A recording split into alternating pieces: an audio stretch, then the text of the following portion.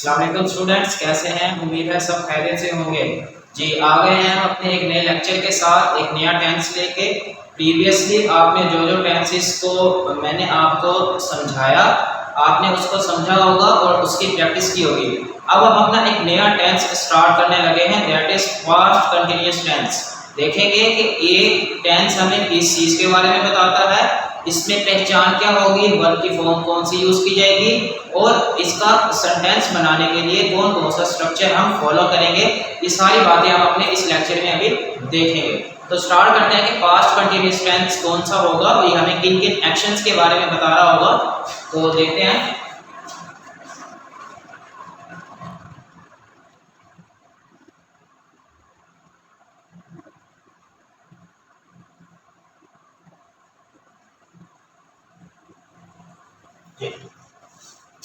All the actions which are continuous in the past, यानी कि वो तमाम के तमाम काम, वो तमाम के तमाम एक्शंस जो कि कंटिन्यूअस हैं लेकिन वो कंटिन्यूअस पास्ट में थे, यानी कि गुजरे हुए वक्त में वो सारे के सारे काम चल रहे थे। जैसे कि यहाँ पे कुछ एग्जांपल्स देना चाहूँ जिससे ये टेंस ये पास्ट कंटिन्यूअस आपके लिए क्लियर होगा कि मैं स्कूल जा रहा था, मैं खाना खा रहा था, मैं किताब पढ़ रहा था, वगैरह वगैरह। तो इस तरह के जितने भी टेंसेस होंगे जो हमें ये बता रहे होंगे कि पास्ट में कोई काम कंटिन्यूस था, वो तमाम के तमाम एक्शंस इस तरह के सारे पास्ट कंटिन्यूस के टेंस में डिस्कस किए जाएंगे, बताए जाएंगे। अब इसकी पहचान देखेंगे। अगर हमें उर्दू का एक जुमला प्रोवाइड किया जाए तो उसके अगर लास्ट में कुछ पहचान आए, जो कि मैं अभी लिखने लगा हूँ, अगर वो वर्ड्स आएंगे जैसा कि रहा था, रही थी, रहे थे, वगैरह वगैरह, इस तरह के जो वर्ड्स आएंगे तो वो उर्दू का जुमला पास्ट कंटिन्यूअस का जुमला कहलाएगा। जैसे पहचान इसकी क्या होगी,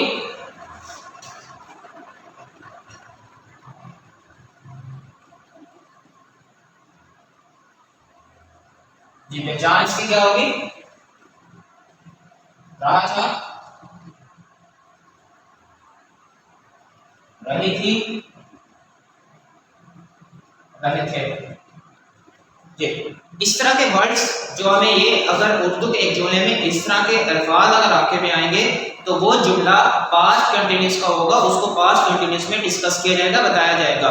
जैसे मैं खाना खा रहा था, वो खाना खा रही थी, हम खाना खा रहे थे। या एक और अगर इसको मैं इलैबोरेट करूं तो वो स्कूल जा रहा था, वो स्कूल जा रही थी, वो स्कूल जा रहे थे। या और अगर इसको मैं इलैबोरेट करके बताना चाहूँ तो वो भाग रहा था, वो भाग रही थी, वो भाग रहे थे। यानी कि वो तमाम के तमाम एक्शंस जो कंटिन्यूस थे पास्ट में, गुजरे हुए वक्त में जो काम चल रहे थे, वो सारे के सारे टेंसेस जुमले पास्ट कंटिन्यूस में बताए जाएंगे, डिस्कस किए जाएंगे। अब हम इसमें देखेंगे मजीद आगे कि इसमें हेल्पिंग वर्ब कौन सी यूज़ की जाएगी और मेन वर्ब की कौन सी फॉर्म यूज़ की जाएगी। ये सारे रूल्स एंड रेगुलेशंस देखेंगे अब। तो अब पहले बात आएगी हेल्पिंग वर्ब की। हेल्पिंग वर्ब यहाँ पे कौन से यूज किया जाएगा, या तो वाज होगा या वर्ड डिस्कस किया जाएगा। या तो हेल्पिंग वर्ब में हम वाज लिखेंगे या वर्ड लिखेंगे। अब देखना यह है कि वाज किन किन सिचुएशन में यूज किया जाएगा और वर्ड किन किन सिचुएशन में यूज किया जाएगा। देखते हैं। अगर तो एक इंग्लिश के टेंस में ही, शी,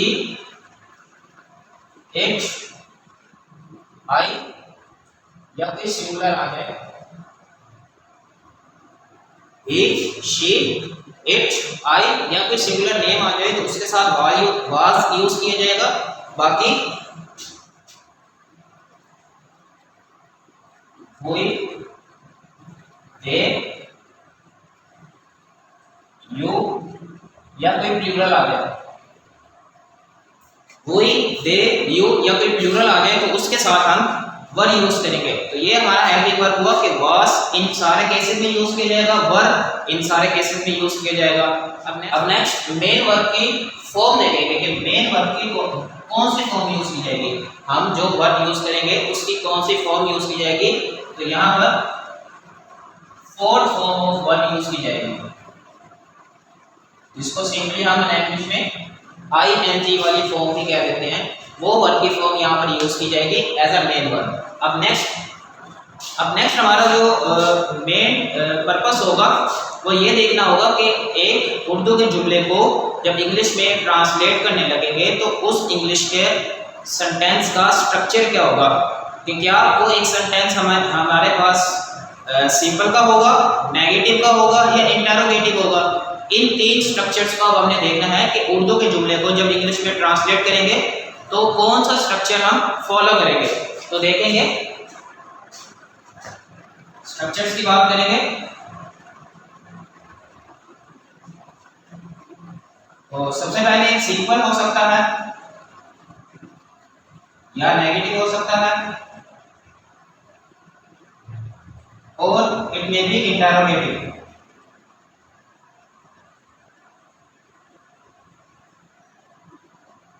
फर्स्ट ऑफ ऑल हमें सिंपल के स्ट्रक्चर को देखना है कि वो कैसा स्ट्रक्चर होगा।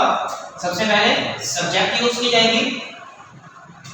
इन this simple sentence first of all we will write subject. सबसे पहले सब्जेक्ट लिखेंगे, उसके बाद यहाँ पर हेल्पिंग वर्ब यूज की जाएगी, या वाज आएगा या वर आएगा।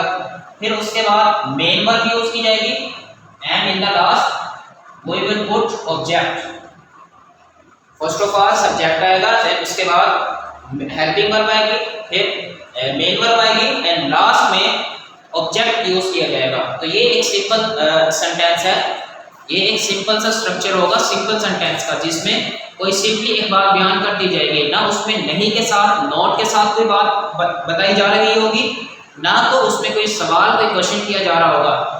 तो ऐसे दो सेंटेंसेस को छोड़ के बाकी जो सेंटेंस होगा जो सिंपल होगा, कोई ना कोई इंफॉर्मेशन प्रोवाइड कर रहा होगा, उस सेंटेंस का स्ट्रक्चर होगा ये, that will be the simple sentence. अब हम बात करेंगे नेगेटिव सेंटेंस की कि ये कैसा सेंटेंस होगा और इसका क्या स्ट्रक्चर होगा। तो फर्स्ट ऑफ ऑल इसमें भी सब्जेक्ट आएगा, फिर हेल्पिंग वर्ब आएगी, उसके साथ नॉट यूज कर देंगे, वाज नॉट या वर नॉट, फिर वही मेन वर्ब, फिर ऑब्जेक्ट। सेम है सिंपल की तरह, बस यहाँ पर एक वर्ड नॉट का एडिशन किया गया है, बाकी सारा सिंपल की तरह रहेगा। अब बात करते हैं इंटरोगेटिव की कि what will be the structure of interrogative sentence. तो देखेंगे सबसे पहले यहाँ पर मैं पिछले अपने टेंसेस में भी जो हमने पहले डिस्कस कर चुके हैं, अपनी यही बात रिपीट करता आया हूँ कि जब भी इंटरोगेटिव सेंटेंस बनाएंगे तो सबसे पहला रूल कि उसका हेल्पिंग वर्ब हम स्टार्ट में लिखेंगे। जो भी हेल्पिंग वर्ब उस टेंस में यूज की जा रही होगी उसको सबसे पहले स्टार्ट में लिखना है if we are dealing with the interrogative sentences. तो वही हेल्पिंग वर्ब स्टार्ट में आएंगे, बाकी सिंपल वाला रहेगा subject plus verb plus object, that is so simple. Helping verb start में लिखने के बाद फिर सब्जेक्ट पुट करेंगे, वर्ब आएगा that will be fourth form of verb and in the last we will put object in the structure। तो ये तो सारे थे हमारे पास रूल्स एंड रेगुलेशंस। तो जब भी हम पास्ट कंटिन्यूअस के टेंस पर डील करेंगे हमें ये रूल्स एंड रेगुलेशंस मेमोराइज करने होंगे, जरूरी और जरूरी करने होंगे। क्या थे कि पहचान रहे थे। अगर एक उर्दू का जुमला डिसाइड हो चुका कि ये एक पास्ट कंटिन्यूअस का टेंस है, ये पास्ट कंटिन्यूअस में बोला जाएगा, तो अब उसको हमने ये डिसाइड करना है कि उर्दू के उस जुमले को इंग्लिश में ट्रांसलेट करते वक्त हेल्पिंग वर्ब कौन सी यूज करेंगे और वर्ब की कौन सी फॉर्म वहां पर यूज की जाएगी। ये दो बातें याद करना जरूरी है। तो हेल्पिंग वर्ब वाज या वर होगा, वाज किसके साथ होगा, ही शी इट आई या सिंगुलर के साथ, और वर्ब कब यूज किया जाएगा जब वही दे यू या कोई प्लूरल नाम आ जाए। फिर मेन वर्ब उसकी फोर्थ फॉर्म या आईएनजी वाली फॉर्म जिसको हम कहते हैं वो यूज किया जाएगा। फिर बात आई स्ट्रक्चर्स पे कि सिंपल, नेगेटिव और इंटरोगेटिव में क्या होगा। सिंपल में सब्जेक्ट, उसके बाद helping verb, main verb I and in the last object use किया। नेगेटिव में जस्ट नोट का एडिशन किया, सब्जेक्ट प्लस हेल्पिंग वर्ब, उसके साथ नोट लगाया, फिर वही मेन वर्ब और ऑब्जेक्ट आ गया। फिर अब बात चली इंटरोगेटिव सेंटेंस की, वही हेल्पिंग वर्ब स्टार्ट में लेके आए, फिर subject plus verb plus object, that is so simple. अब बात चलेगी एग्जांपल्स की। हम कुछ उर्दू के जुमले यहाँ पे लिखेंगे, यही सारे रूल्स एंड रेगुलेशंस वहां पे पुट करेंगे और उसको इंग्लिश में ट्रांसलेट कर देंगे। So simple. तो देखते हैं हम अपना एग्जांपल्स जी। तो एग्जांपल्स यहाँ पे मैं लिखने लगा हूँ कुछ।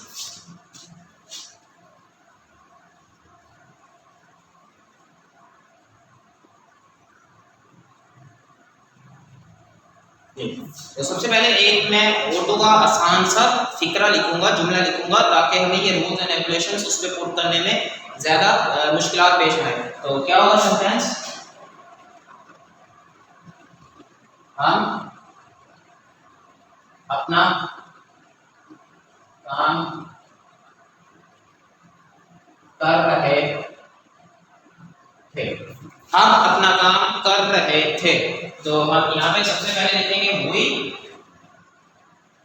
इससे पहले जब भी उर्दू का जुमला प्रोवाइड किया जाए, टेंसेस को इजी बनाना है ना, अगर टेंसेस को इजी बनाना है तो सबसे पहले ये देखना कि जो उर्दू का जुमला आपको प्रोवाइड किया गया है उसकी पहचान में जाना कि क्या वो टेंस जिसके साथ हम डील कर रहे हैं ये उस पहचान में आता है या नहीं आता। अब अगर हम यहाँ पे देख रहे हैं कि पास्ट कंटिन्यूअस का टेंस, अब ये देखना है कि उसकी पहचान पास्ट कंटिन्यूअस की वो है जो यहाँ पे हमने बताई है। अब यहाँ पे था रहा था, रही थी, रहे थे। अब ये देखना है कि वहां पर वो पहचान आ रही है या नहीं आ रही है। यहाँ पे है रहे थे, इसका मतलब कि ये पहचान वहां पे आ रही है, इसका मतलब ये पास्ट कंटिन्यूअस का टेंस हुआ। अब हम अपने रूल्स एंड रेगुलेशंस को, हेल्पिंग वर्ब और मेन वर्ब को उसको पुट करते जाएंगे और ये टेंस इजी बन जाएगा, इजीली ये स्ट्रक्चर हमारा बन जाएगा। तो सबसे पहले हम उसके लिए मैंने वर्ड यूज किया हुई। तो एक सिंपल सेंटेंस है, उसके बाद सिंपल सेंटेंस में हमने हेल्पिंग वर्ब यूज करनी थी। तो हुई के साथ हेल्पिंग वर्ब हमने यूज करना है, हुई के साथ हेल्पिंग वर्ब यूज होगा वर्ब। हुई वर्ब सब्जेक्ट था, उसके बाद हेल्पिंग वर्ब यूज हो चुका। अब मेन वर्ब, मेन वर्ब की फोर्थ फॉर्म होगी, काम करना होता है डू, तो डू की फोर्थ फॉर्म यूज की जाएगी डूइंग। वही वर्ब डूइंग, अपना काम आवर वर्क, वही वर्ड डूइंग आवर वर्क, हम अपना काम कर रहे थे। ये तो था सिंपल सेंटेंस। तो अब इन नेगेटिव भी देखेंगे कि नेगेटिव में इसको कैसे बनाया जाएगा। वही work not doing our work, that is so simple. Simply just हमने नॉट का वर्ड लगाया, वो ही नेगेटिव सेंटेंस बन गया। We were not doing our work. अब इंटरोगेटिव की बात करेंगे कि इंटरोगेटिव क्या होगा कि क्या हम अपना काम कर रहे थे। अब देखेंगे वर्क, वही रूल दिमाग में जरा मेमोराइज करें कि मैंने बताया कि हेल्पिंग वर्ब को जस्ट स्टार्ट में लेके आएंगे। तो वर्क यहाँ पे हमने सबसे पहले स्टार्ट में लिखा, बाकी सिंपल की तरह वर्क, वही ये हेल्पिंग वर्ब स्टार्ट में आया, बाकी सारा सिंपल रहेगा। वर्क वी डूइंग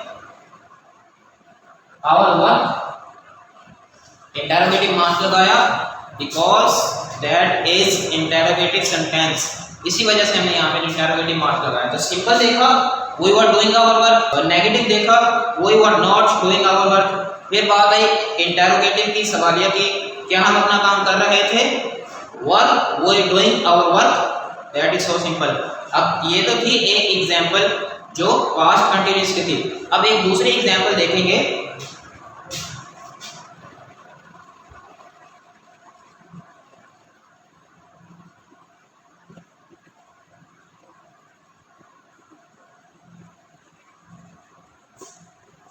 तुम खाना खा रहे थे, ये भी पास्ट इंडेफिनिट का टेंस हुआ। अब सिंपल है, इसको बनाएंगे you were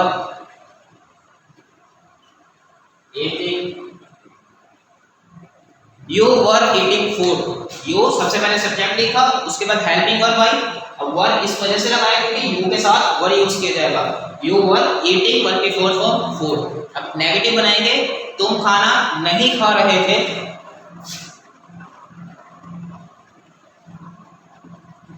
you were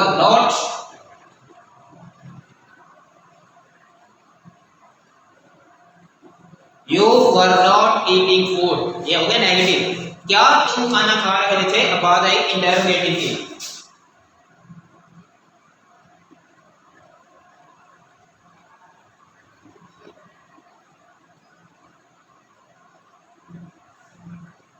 were you eating food, जी तो हो गया ना ये इजी। तो सबसे पहले सिंपल देखा, यू आर ईटिंग फूड, तुम खाना खा रहे थे। फिर नेगेटिव की बात आई, तुम खाना नहीं खा रहे थे, you are not eating food. फिर इंटरोगेटिव की बात आई, सवालिया की, were you eating food, yes हो गया सिंपल। हमने ये सारे रूल्स एंड रेगुलेशंस देखे, उसके बाद यहाँ पे कुछ एग्जांपल्स को डिस्कस किया। अब तक के लिए इतना ही। उम्मीद है कि आपने इन सारे रूल्स एंड रेगुलेशंस को और इन एग्जांपल्स को समझा होगा और साथ में नोट भी किया होगा। तो अब तक के लिए मुझे दीजिएगा इजाज़त, दुआओं में याद रखिएगा। अल्लाह हाफिज़।